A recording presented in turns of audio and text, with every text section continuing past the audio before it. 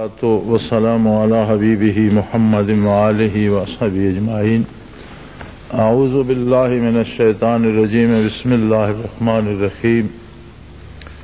شہر رمضان الذی انزل فیہ القرآن ھدی للناس وبینات من الھدی والفرقان۔ اللہم سبحانک لا علم لنا الا ما علمتنا انک انت العلیم الحکیم۔ مولا یا صلی وسلم دائما ابدا علی حبیبک من زانت بہ الاسر۔ الحمدللہ زندگی مستعار میں ایک رمضان المبارک اور نصیب ہوا۔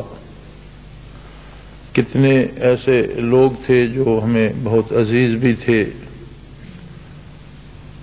اور پچھلے رمضان المبارک میں الحمدللہ ہمارے ساتھ بھی تھے۔ اس دفعہ رمضان المبارک سے پہلے دنیا سے جا چکے ہیں، اور ہم میں سے کتنے ہوں گے جو شاید اگلے رمضان المبارک میں نہیں ہوں گے۔ اللہ جل شانہ کی ذات والا صفات ہمارے اندازوں سے زیادہ پاک، ہماری سوچوں سے زیادہ بلند اور ہمارے خیالات سے زیادہ عرف و اعلیٰ ہے۔ جب بھی رب جلیل نے اپنے کسی نبی کسی پیغمبر سے کلام فرمایا تو آپ انبیاء علیہ الصلوۃ والسلام کی اگر زندگیوں پہ غور فرمائیں گے تو ایک چیز آپ کو تمام نبیوں تمام رسولوں میں ملے گی کہ جب نزول کلام کا وقت آیا تو انہیں دنیا سے الگ کر کے چلہ کشی کی صورت میں یا تنہائی کی صورت میں ذکر اذکار کے لیے بیٹھنا پڑا۔ موسیٰ علیہ السلام کو چلہ کشی کرنا پڑی، تب کتاب الہی نصیب ہوئی، اور معروف واقعہ ہے کہ بعد میں قوم گمراہ ہو گئی اور پھر تشریف لائے اور بڑے ناراض ہوئے، یہ جو لمبا قصہ ہے۔ اسی طرح آقا نامدار صلی اللہ علیہ وآلہ وسلم حرا میں تشریف لے جاتے اور مہینوں معتکف رہتے، اور حرا میں ہی نزول قرآن کریم کی ابتدا ہوئی۔ مراد یہ ہوتی ہے کہ نبی معصوم ہے، خطا سے پاک ہے، اس کے باوجود چونکہ وہ انسانوں میں رہتا ہے، جس معاشرے میں کوئی رہتا بستا ہے اس کی ہوا اس کی فضا اس کے وجود کو متاثر کرتی ہے۔ گرم ملکوں میں رہیں تو گرمی متاثر کرتی ہے، برف پوش پہاڑوں پہ چلے جائیں تو سردی متاثر کرتی ہے۔ اسی طرح کچھ نظر نہ آنے والی کیفیات ہوتی ہیں انسانی معاشرے کی، انسانی کردار کی۔ تو جب کلام الہی کا نزول ہوا تو اللہ کریم نے انبیاء علیہ الصلوۃ والسلام کو بھی تنہائی اختیار کرنے کا حکم دیا، تاکہ کوئی ذرہ کسی گرد کا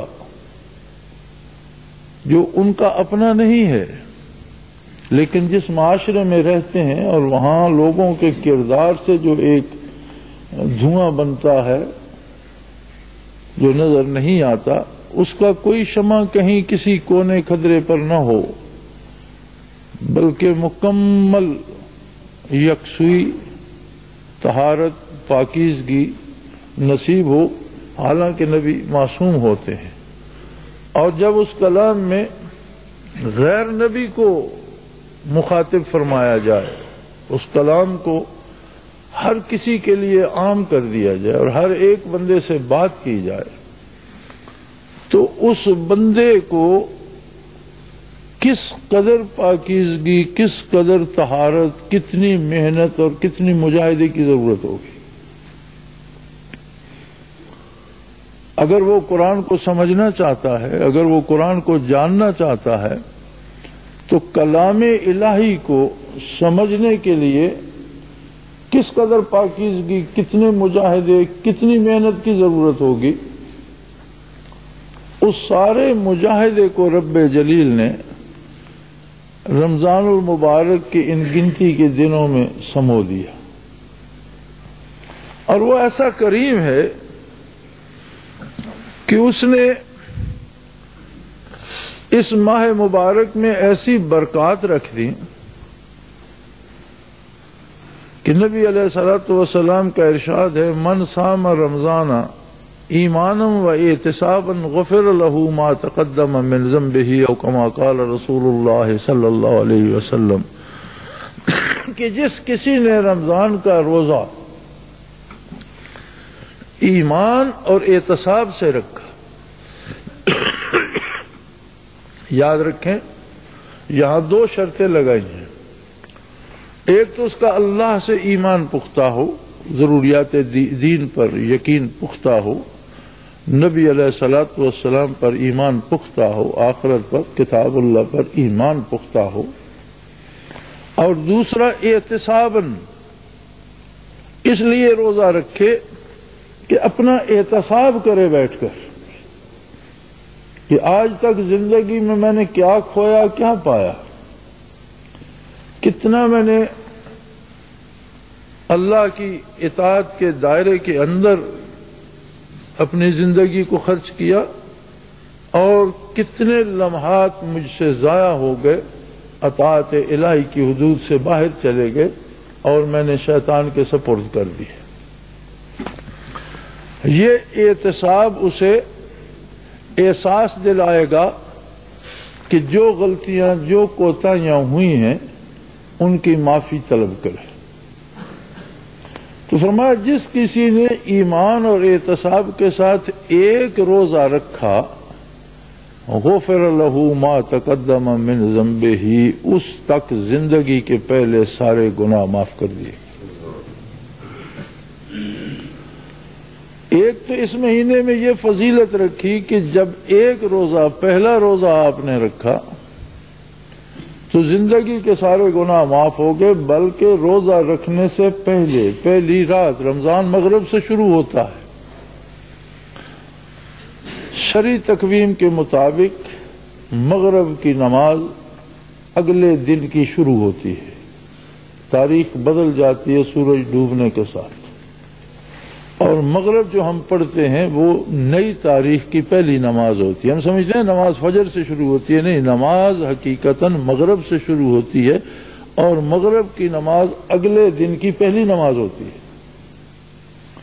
تو فرمایا من قام رمضان ایمانا و احتسابا، جس نے رمضان کی رات کو ایمان اور احتساب کے ساتھ قیام کیا،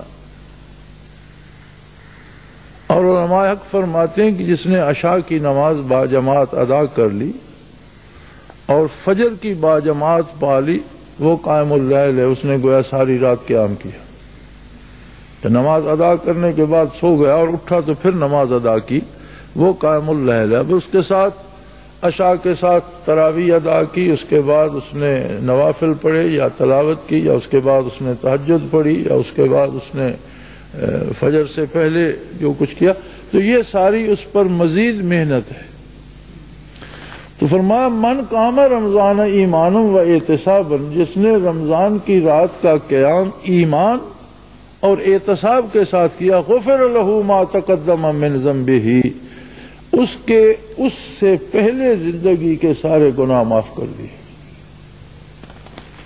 پہلی رات کا قیام جو ہے اس نے بندے کو اس طرح کر دیا کہ زندگی کی ساری خطائیں معاف ہو گئیں۔ اب اسے رمضان کا دن نصیب ہوا تو اس نے مزید اس پہ طہارت بڑھا دی، اگلی رات آئی اس نے مزید لطافت پیدا کی، اگلا دن آیا اس نے مزید پاکیزگی میں اضافہ کیا، تو گویا بندے میں ہر آن ہر لمحہ، یعنی جتنا میل تھا وہ تو پہلی رات ختم ہو گیا، اب مزید جس طرح آپ کپڑے کو دھوتے ہیں اس سے میل صاف ہو جاتا ہے، پھر اسے چمکانے کے لیے کلف لگاتے ہیں، پھر اسے مزید خوبصورتی دینے کے لیے استری کرتے ہیں، تو یہ جو پہلی رات کے بعد آگے مسلسل رمضان المبارک کے دن ہیں اور رمضان المبارک کی راتیں ہیں، یہ اس پہ مزید لطافت، پاکیزگی، تقدس بڑھاتی چلی گئیں، حتیٰ کہ جب آخری عشرے میں داخل ہوا تو اسے لیلۃ القدر نصیب ہوئی۔ اب لیلۃ القدر ایک رات اللہ نے ایسی بنا دی جو 1000 مہینے سے بہتر ہے. یعنی لیلۃ القدر کی ایک رات، اور ہر اس بندے کو لیلۃ القدر نصیب ہو جاتی ہے جو عشاء باجماعت ادا کرتا ہے اور فجر باجماعت ادا کرتا ہے. یہ ضروری نہیں کہ صرف جاگنے والے کو نصیب ہو جاتی ہے، اس کی برکات ہر اس بندے کو نصیب ہو جاتی ہیں جو قائم اللیل ہوتا ہے. اور قائم اللیل عشاء کو باجماعت ادا کر کے فجر باجماعت ادا کرنے والا قائم اللیل ہوتا ہے. تو گویا ہر مسلمان کو لیلۃ القدر کی برکات بھی نصیب ہو جاتی ہیں. گویا اس نے 1000 مہینے سے جو کم و بیش 84-85 سال کے قریب بنتا ہے، مسلسل مجاہدہ کیا، مسلسل عبادت کی، مسلسل روزے رکھے، مسلسل جہاد کیا، زندگی کا ایک ایک لمحہ اطاعت الہی میں گزارا. یہ کیفیت اسے چند لمحات میں جو کچھ اس پہ نتیجہ مرتب ہونا تھا وہ نتیجہ اسے اس ایک لمحے میں نصیب ہو جاتا. جس طرح کوئی 1000 مہینہ محنت کرے تو جو مزدوری ملتی ہے وہ مزدوری اگر صرف کسی کو حاضری پر عطا کر دی جائے کہ تم آئے ہو تو تم اس سے زیادہ لے لو، تو یہ تو دینے والے کی عطا ہے. یہ سارا اہتمام اس لیے کیا گیا. اسی طرح نوافل کا درجہ ثواب کے حساب سے فرائض کے برابر کر دیا گیا کہ رمضان المبارک میں جو نفل ادا کرتا ہے وہ فرائض کا ثواب پاتا ہے، اور جو فرائض ادا کرتا ہے وہ 70 گنا، اور 70 محدود نہیں ہے. 70 عربی محاورے میں ایک عام لفظ ہے کہ جب بہت زیادہ کسی بات کا کنز کہتے ہیں 70 گنا 70 بار، تو اس سے مراد ہوتا ہے کہ بے شمار بہت زیادہ، یعنی فرض کا ثواب بہت زیادہ بڑھا دیا گیا. پھر سب سے مزے کی بات یہ کہ رمضان المبارک کا چاند طلوع ہوتا ہے تو چھوٹے بڑے تمام شیاطین قید کر دیے جاتے ہیں، ابلیس سے لے کر اس کی تمام اولاد تک. ہم پورا سال اپنے ہر جرم کا الزام ابلیس کو دیتے ہیں، لیکن کم از کم رمضان المبارک میں ہمارا جو کردار ہے اس کا الزام ابلیس پر نہیں جاتا.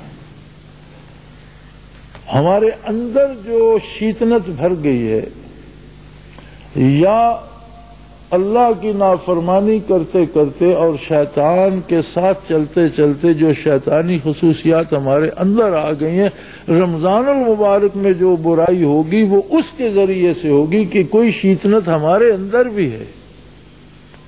کچھ انسان تو مجسم شیطان بن جاتے ہیں، جس طرح ارشاد ہے قرآن حکیم میں شیاطین الجن والانس، شیطان جنوں سے بھی ہیں، شیطان انسانوں سے بھی ہیں. ان الشیاطین لیوحون الی اولیائہم، شیطان اپنے دوستوں سے سرگوشیاں کرتے ہیں، ان سے باتیں کرتے ہیں، انہیں باتیں بتاتے ہیں یہ کر دو وہ کر دو. تو کچھ انسان ہوتے ہوئے اتنے گر جاتے ہیں کہ وہ مجسم شیطان بن جاتے ہیں. یاد رکھیں رمضان المبارک میں جتنا ظلم ہوگا، جتنی نافرمانی ہوگی، جتنا جھوٹ بولا جائے گا، جتنی برائی ہوگی، یہ اس وجہ سے ہوگی کہ شیطانوں کی اوصاف انسانوں میں آ گئے، اور دوسروں کو دیکھنے کی بجائے ہمارے اپنے لیے ایک آئینہ ہے رمضان المبارک کہ ہم اس میں دیکھیں کہ میرے اندر کہیں شیطنت تو نہیں ہے، میں کسی کی برائی تو نہیں سوچ رہا، میں کہیں اللہ کی نافرمانی کا ارادہ تو نہیں کر رہا. اور اگر یہ احتساب نہ ہو، نبی علیہ الصلوۃ والسلام کا ارشاد ہے کہ زبان کا روزہ یہ ہے کہ وہ جھوٹ نہ بولے اور ذکر الہی سے روشن رہے، تر رہے. کان کا روزہ یہ ہے کہ وہ جھوٹ سننے سے اعتراض کرے. آنکھ کا روزہ یہ ہے کہ غلط کاموں کو دیکھنے سے اجتناب کرے. بلکہ حضور علیہ السلام کا حکم ہے کہ اگر کوئی تمہیں گالی دے تو اسے بتاؤ کہ بھئی میں روزے سے ہوں، میں گالی نہیں دے سکتا. ایک تربیت ہے ضبط نفس کی بھی اور انسان کے اخلاق کی بلندیوں تک پہنچنے کی. جب کوئی کسی کو منہ پر گالی دے اسے کتنا برا لگتا ہے. فرمایا حضور نے فرمایا کہ جواب میں اسے کہو کہ میرا روزہ ہے. اور فرمایا ارشاد حدیث شریف میں کہ اگر کوئی جھوٹ بولتا رہا، اللہ کی نافرمانی کرتا رہا اور اس نے روزہ بھی رکھا تو اللہ کو ضرورت نہیں ہے کہ وہ بھوکا پیاسا مرے. یہ کوئی راشن بندی کا مہینہ نہیں ہے کہ اللہ کے خزانوں میں راشن کی کمی ہو گئی اس لیے راشن بندی ہو گئی. بلکہ عجیب بات یہ ہے کہ رمضان المبارک میں غیر رمضان سے زیادہ کھایا جاتا ہے. جو لوگ عید بقرعید پر حلوہ کھاتے ہیں رمضان المبارک میں وہ بھی روز افطاری بنائے ہوئے ہوتے ہیں. اور عام دنوں کی نسبت ہر گھر کا خرچ بڑھ جاتا ہے کھانے پینے کا. سحری کا خاص اہتمام ہوتا ہے، افطاری کا خاص اہتمام ہوتا ہے. کھانے پینے میں تو لوگ زیادہ ہو جاتے ہیں، لیکن اطاعت الہی کا کمال یہ ہوتا ہے کہ فریج میں پانی پڑا ہے ٹھنڈا، کمرے میں بندہ اکیلا ہے، اسے سخت پیاس لگی ہے، کوئی اس کے پاس نہیں، لیکن وہ پانی نہیں پیتا. کیوں نہیں پیتا؟ اس کا اللہ اس کے پاس. اور یہی مقصد ہے کہ اسے ہر بندے کو حضوری نصیب ہو کہ میرا اللہ میرے پاس موجود.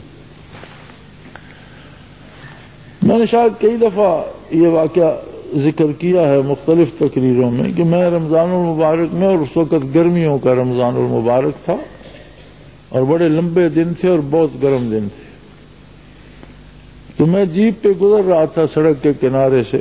تو ایک تالاب تھا، بہت بڑا تالاب، اس پہ ایک آدمی اپنا ریوڑ لے کر آیا بھیڑوں کا چرواہا جنگل سے، اور سخت گرمی تھی، پیاس تھی، ظہر کا وقت تھا، بھیڑیں پانی پر ٹوٹ پڑی. اس بندے نے چادر طے کر کے اس طرح سایہ سا آنکھوں پہ بنایا ہوا تھا، سر پہ رکھی ہوئی تھی. وہ بندہ بجائے پانی پینے کے آرام سے بیٹھ کر وضو کرنے لگ گیا. پیاس تو اس کو بھی بڑی لگی ہو.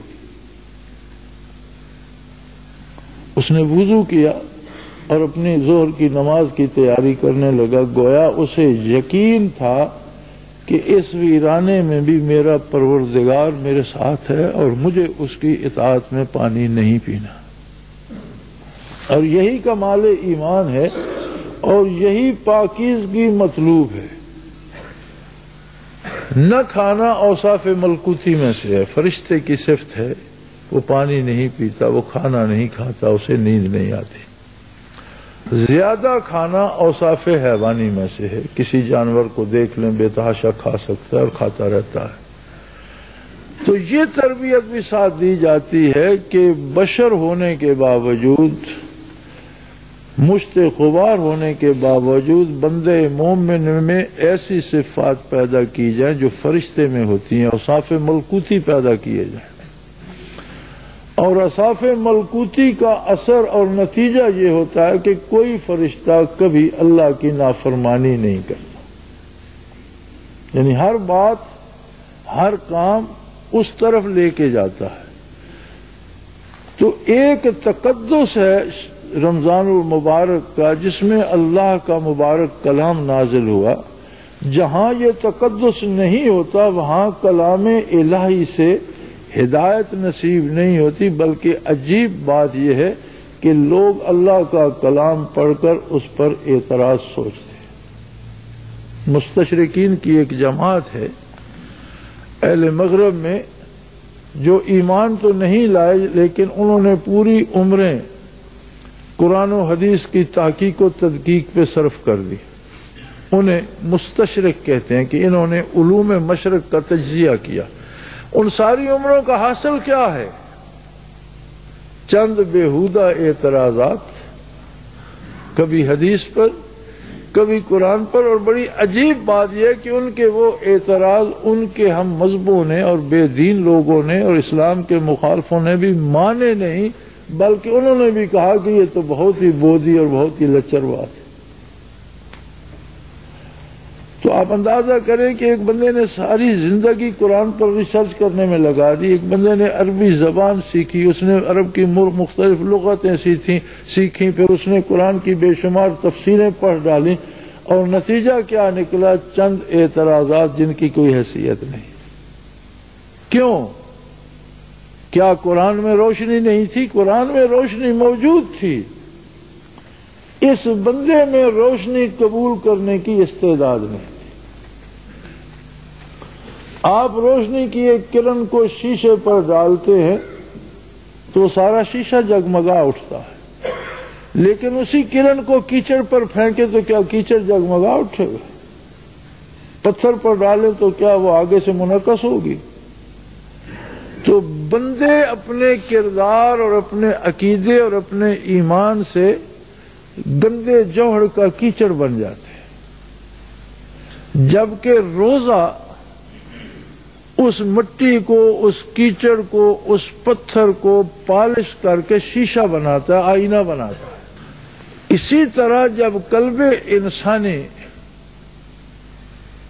اوصاف ملکوتی پیدا کرتا ہے، بھوکا رہتا ہے اللہ کے حکم کے مطابق، اب صرف بھوک نہیں ہے، اس کے ساتھ اطاعت الہی کا نور بھی ہے، پیاسا ہے اور صرف پیاس نہیں ہے، اس کے ساتھ اتباع رسالت کا نور بھی ہے۔ ایک نور ایمان ہے جو وابستہ ہے محمد الرسول اللہ سے، ایک نور ایمان ہے جو آپ کی وساطت سے بستہ ہے ذات باری تعالی سے۔ تو گویا ہم نے دل کو لطف و کرم الہی کی شعاؤں کے سامنے رکھ دیا۔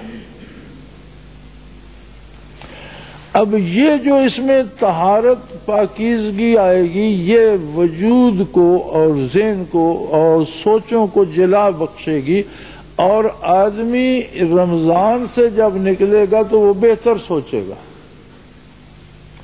رمضان المبارک سے جب نکلے گا تو بہتر عمل کرنے کی کوشش کرے گا، رمضان المبارک سے جب نکلے گا، اس مہینہ کورس کرے گا تو سچ بولنے کی کوشش کرے گا، جب مہینہ اس کورس سے نکلے گا تو اس کی زندگی بدل چکی ہوگی، قبل رمضان اور بندہ ہوگا اور بعد رمضان کوئی اور سا بندہ نظر آئے گا۔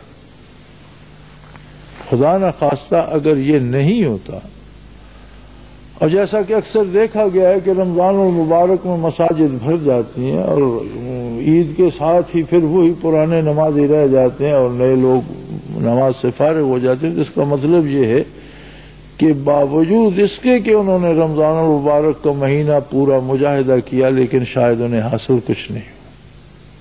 ایک بات یاد رکھ لیجئے، ہمارے ہاں ایک رواج ہے کہ ثواب ملے گا اور آخرت میں ملے گا، لیکن شاید ہی کبھی کسی نے یہ تکلیف گوارا کی ہو کہ وہ ہمیں ثواب کی کوئی ڈیفینیشن بھی بتائے، ثواب ہوتا کیا ہے وہ بھی بتائے۔ قرآن حکیم میں لفظ ثواب بدلے کے لیے استعمال ہوا ہے کہ بدلے میں جو کچھ ملتا ہے، اور صرف نیکوں کے لیے استعمال نہیں ہوا، کافروں اور بدکاروں کے لیے بھی استعمال ہوا ہے۔ حل ثوب الکفار، کافروں کو اور کیا بدلہ ملے گا؟ ما کانوا یفعلون، وہی ملے گا جو ان کا کردار ہے۔ وہاں بھی لفظ ثواب استعمال ہوا ہے کہ کافر کو بھی ثواب ملے گا، مگر کیا ثواب ملے گا؟ جو زندگی بھر وہ کرتا رہا، کفر کرتا رہا، نافرمانی کرتا رہا، اس کا بدلہ ملے گا۔ لہذا ثواب کردار کے بدلے کا نام ہے، کوئی جنس نہیں ہے، وہ آپ کو مل جائے گی۔ اور عبادات، روزمرہ عبادات سے لے کر رمضان المبارک تک تمام عبادات کا خاصہ یہ ہے کہ وہ عملی زندگی میں انقلاب پیدا کر لیں۔ ان الصلاۃ تنہی عن الفحشاء والمنکر، عبادت کا ثواب کیا ہے؟ عبادت کا بدلہ کیا ہے؟ وہ برائی سے اور بے حیائی سے روک دیتی۔ دو لفظوں میں انسانی تمام لغزشوں کو اللہ نے سمو دیا۔ ہر گناہ یا برائی ہے، اور بہت ہلکا ہے تو بے حیائی ضرور ہے۔ تو فرمایا عبادت کا ثواب یہ ہے، ان الصلاۃ، یقیناً عبادت، تنہی عن الفحشاء والمنکر، روک دیتی ہے بے حیائی سے اور برائی سے۔ اب ہم ایک مشروب پیتے ہیں اور پیاس نہیں بجھتی، اب پانی کا خاصا تو ہے پیاس ختم ہو جائے، لیکن ہم پیے چلے جا رہے ہیں اور پیاس بجھ نہیں رہی، تو اس کا مطلب ہے کہ اگر پانی میں کوئی خرابی نہیں تو پھر ہمارے اندر کوئی خرابی ہے۔ ایک مرض ہو جاتا ہے، اسے کہتے ہیں استسقاء۔ مریض استسقاء پانی پیتا ہی رہتا ہے، اس کے منہ سے جدا نہیں ہوتا اور اس کی پیاس کبھی نہیں بجھتی۔ مولوی سعدی رحمۃ اللہ تعالی علیہ نے نعت کا ایک شعر کہا ہے، نہ حسنش غایت دارد نہ سادی را سخن پایا، نہ حسنش غایت دارد نہ سادی را سخن پایا، بمیرت تشن مستسقی و دریا ہم چنا باقی۔ وہ کہتے ہیں کہ نبی علیہ الصلوۃ والسلام کے حسن کی کوئی حد ہے، نہ سادی کے پاس کلام کی اتنی وسعت کہ نعت کہہ کر اسے سمو سکے۔ یہاں تو عالم یہ ہے کہ استسقاء کا مریض پانی پیتے پیتے پھر پیاسا ہی مر جاتا ہے، حالانکہ دریا بھرا ہوا بہ رہا ہوتا ہے۔ مستسقی یعنی استسقاء کا جو مریض ہو اسے دریا کے کنارے ڈال دیں، وہ بھر بھر کے پیتا رہے، مر جائے گا لیکن پیاس ختم نہیں ہو۔ بمیرت تشن مستسقی و دریا ہم چنا باقی، دریا ویسا بھرا ہوا بہ رہا اور یہ بیچارہ پی پی کر پیاسا مر گیا۔ نبی علیہ السلام کی تعریف کرنے والا کرتے کرتے تھک کر اس کی عمر ختم ہو جائے گی اور آپ کے حسن کا احاطہ نہیں کر سکے۔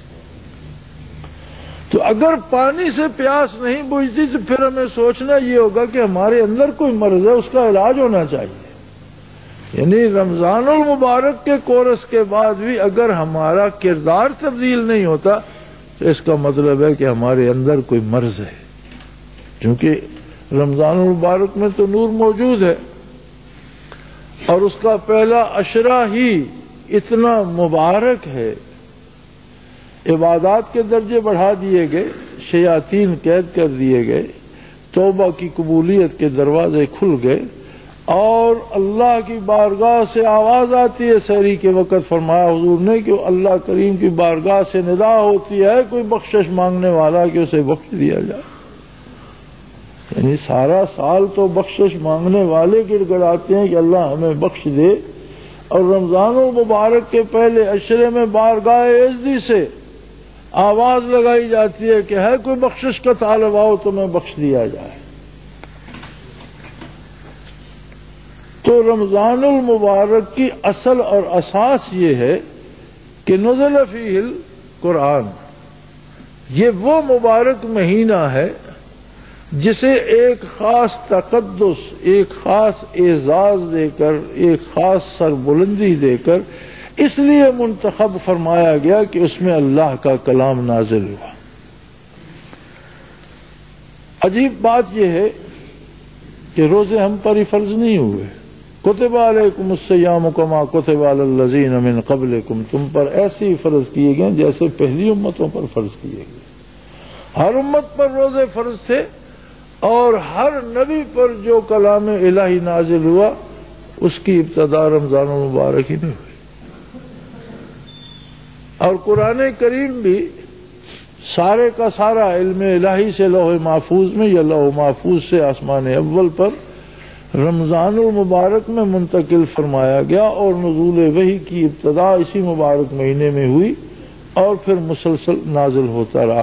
تو اس مہینے کو یہ شرف حاصل ہے کہ کر دیا ہم سخن بندوں کو خدا سے تو نے، بندوں میں مشت غبار میں وہ اہلیت پیدا کرتا ہے، وہ پاکیزگی پیدا کرتا ہے، وہ طہارت پیدا کرتا ہے، وہ لطافت لے آتا ہے کہ کلام الہی کو سننے اور سمجھنے اور اس پر عمل کرنے کی توفیق کرنا ہو۔ خدا نخواستہ اگر ہماری زندگی میں رمضان المبارک سے کوئی تبدیلی نہیں آتی تو ہمیں سمجھنا یہ ہوگا کہ ہمارا مرض اتنا گہرا، اتنا شدید، اتنا خطرناک ہو چکا ہے کہ بیماریوں دواؤں میں ایک دوا ہوتی ہے لائف سیونگ ڈرگ، اسے کہتے ہیں زندگی بچانے والی دوا۔ وہ آخری علاج ہوتا ہے کہ کسی کو موت سے یا بیماری سے بچانے کے لیے وہ دوا دی جاتی ہے، اگر وہ بھی اثر نہ کرے تو بندہ لا علاج ہو کر تڑپ کر مر جاتا ہے۔ یہ رمضان المبارک جو ہے یہ بھی مومن کے لیے لائف سیونگ ڈرگ ہے، زندگی بچانے کا سب سے آخری علاج ہے، ورنہ تو بندے کو ہر عبادت کے ساتھ سدھر جانا چاہیے، ایک تسبیح پہ زندگی بدل جانی چاہیے۔ آپ صلی اللہ علیہ وسلم کا ارشاد گرامی ہے کہ جس کی ایک تسبیح قبول ہو گئی اس کی نجات ہو گئی۔ زندگی میں ایک بار اس نے کہا سبحان اللہ، ایک تسبیح ہے، الحمدللہ ایک تسبیح ہے، اللہ اکبر ایک تسبیح ہے، کوئی ایک تسبیح جو اللہ کی اس نے کی وہ قبول ہو گئی تو وہ جنتی ہو گیا۔ اب جنتی ہونے کی بھی دلیل ہے کہ علماء حق نے جو یہ بحث فرمائی ہے بندے کی زندہ جنتی ہونے کی، کیسے ضمانت مل سکتی ہے جبکہ اس کے پاس گناہ کی توفیق موجود ہے، شیطان موجود ہے، نفس موجود ہے، دنیا اور دنیاوی حاجات موجود ہیں، دنیا اور دنیا کی رنگینیاں موجود ہیں، تو وہ کیسے کرے گا؟ تو علماء حق فرماتے ہیں کہ جس کو اللہ جنتی قرار دے دیتا ہے پھر اسے وہی کام کرنے کی توفیق ارزاں کرتا ہے جو اہل جنت کو زیب دیتے ہوں، دوزخیوں والے کاموں سے اس کی حفاظت فرماتا ہے۔ تو ہمارے پاس یہ معیار ہے کہ گزشتہ پون صدی میں اپنی بات کر رہا ہوں جس کی عمر پون صدی ہے، کہ میں نے گزشتہ پون صدی میں کوئی ایک تسبیح ایسی پڑھی جو قبول ہوئی، اگر قبول ہوئی تو میرا کردار نیک ہو جانا چاہیے، اور اب اگر ابھی تک میرے کردار میں مثبت تبدیلی نہیں تو اس کا مطلب ہے میں آج تک جو کچھ کرتا رہا جھک مارتا رہا، اس قابل تو ایک تسبیح بھی نہیں تھی کہ وہ قبول ہوتی۔ یہی حال رمضان المبارک کا ہے۔ اگر ہمارا روزہ، ہماری عبادت، ہمارے ذکر اذکار، ہماری تسبیحات، ہماری تلاوت، ہماری یہ بھوک اور پیاس قبول ہوتی ہے تو اگر کوئی نیک بھی ہے تو رمضان المبارک کے بعد اس میں تبدیلی نظر آنی چاہیے کہ یہ اور نیک ہو گیا ہے۔ اگر کوئی خطا کار ہے تو اس کی زندگی بدل جانی چاہیے کہ یہ دوسرا انسان ہے، اور انسانی گناہ اس کی رحمت کو عاجز نہیں کر سکتے۔ کوئی شرط نہیں لگائی نبی علیہ الصلوۃ والسلام کہ کون سا گناہ معاف ہوگا کون سا نہیں، بلکہ فرمایا غفر لہ ما تقدم من ذنبہ، زندگی میں جتنے گناہ کر چکا ہے معاف۔ گناہ کا معاف ہونا اور توبہ کا قبول ہونا بالکل ایسا ہوتا ہے جیسے کوئی گھاؤ ہو، گہرا زخم ہو اور وہ بھر جائے، مندمل ہو جائے۔ آپ جانتے ہیں جہاں زخم ہو اور بھر جائے وہ جگہ کتنی حساس ہو جاتی ہے، وہاں دوبارہ چوٹ کھانے کو جی تو نہیں چاہتا، وہاں تو کوئی انگلی رکھے تو احساس ہوتا ہے کہ اسے نہ چھیڑ یار، یہ ابھی ٹھیک ہوا ہے۔ اگر توبہ قبول ہو جائے اور گناہ معاف ہو جائے تو اسی طرح گناہ نہ کرنے کو دل کرتا ہے، اور گناہ کی بات ہو تو بندے کو درد ہوتا ہے کہ یار ابھی تو یہ زخم بھرا ہے، پھر دوبارہ چوٹ نہیں کھاؤں گا۔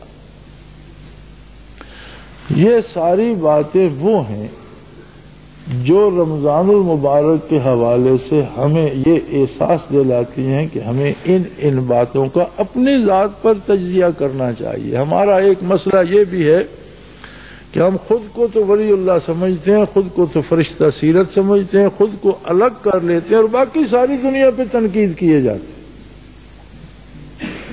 لوگوں کا معاملہ رب العالمین کے ساتھ ہے اور ہم نہیں جانتے کہ کس کی کس غلطی پر وہ اسے پکڑ لے گا اور کس کی کس چھوٹی سی نیکی پر اس کی ساری غلطیاں معاف کر دے گا۔ اس میں نہ وہ ہم سے پوچھے گا، نہ مشورہ کرے گا، نہ ہماری اتنی حیثیت ہے۔ اس لیے لوگوں کا معاملہ اسی پر رہنے دو جو لوگوں کا مالک ہے، اور اپنے آپ کو اپنے سامنے رکھو، اپنی عدالت لگاؤ اور اس میں خود کو مجرم کے کٹہرے میں کھڑا کر کے اپنا محاسبہ کرو، اپنے آپ سے پوچھو کہ آج تک تو کیا کرتا رہا اور آج تجھے اللہ نے پھر رمضان دے دیا۔ کیسا کریم ہے کہ تو خطائیں کرتا ہے وہ تیری بخشش کے اسباب مہیا فرماتا، تو بھاگتا ہے دور اور وہ تیرے سامنے منزل لا کے رکھ، تو منزل سے بھاگتا ہے اور وہ منزل اٹھا کے تیرے سامنے رکھ دیتا ہے، تو اس کی بارگاہ سے بھاگتا ہے اور وہ تجھے اٹھا کر اپنے حضور لانا چاہتا ہے۔ فیصلہ ہمیں یہ کرنا ہے اپنا تجزیہ کر کے، وہ کون سی برسات ہے جس میں پھول نہ کھلے، وہ کیسی برسات ہے جس میں سبزہ نہ اگے، اور وہ کیسا رمضان ہے جس میں کردار تبدیل نہ ہو۔ دیکھنا یہ ہے کہ برسات برسی پھول نہیں کھلے تو یقیناً چٹان ہوگی، پتھر ہوگا، زمین ہوتی مٹی ہوتی تو اس میں پھول کھلتے، مٹی ہوتی تو اس پہ سبزہ اگتا، لیکن چٹانوں پہ تو نہیں اگتی، برساتیں گزر جاتی۔ تجزیہ ہمیں اپنا کرنا ہے کہ میں مشت غبار ہوں یا کہیں سنگلاخ چٹان تو نہیں بن گئے۔